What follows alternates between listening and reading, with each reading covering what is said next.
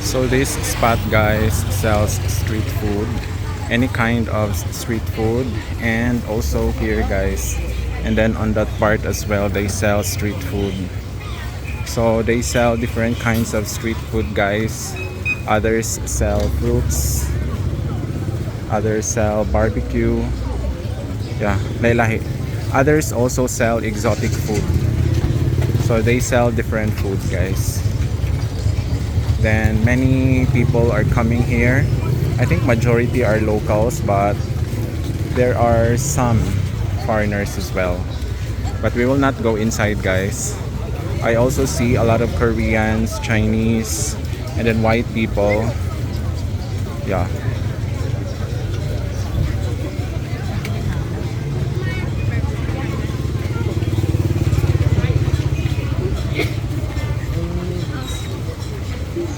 Wow. But we will not go inside na, guys, because we already went there.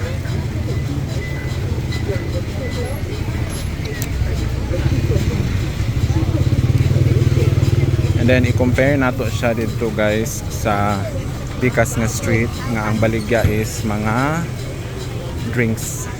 So here in this part of the street, it started with fruits, and then it became street food.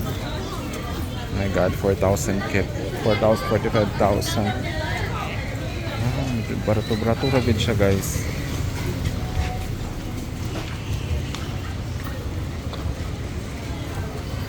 Here also street food, homemade ice cream, and then cotton candy. Oh no, it's not cotton candy. Ito mga live na mga shrimp. Here also street food. Yes. Mga sudan siya. It's like karinderya style, guys. So diri na agyapon siya mga street food, guys. Ah, napadiri diri sa Pikas nga side. They also sell street food. Oh, street food agyapon diri. Wow. Dira wala na, guys. Pero diri street food gihapon, no. Look at that. So diri na mga dried goods, guys. It's good for pasalubong, but of course I will not buy. It's 195,000 per kilogram. It's around $8 per kilogram. Oh my gosh, it's expensive.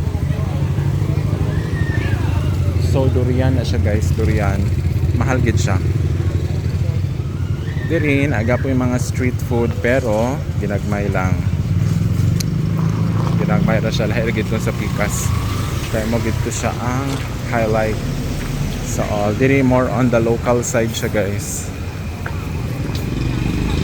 Local siya. Dalay ang kuan. Murag shopping market something. Bakery and coffee shop.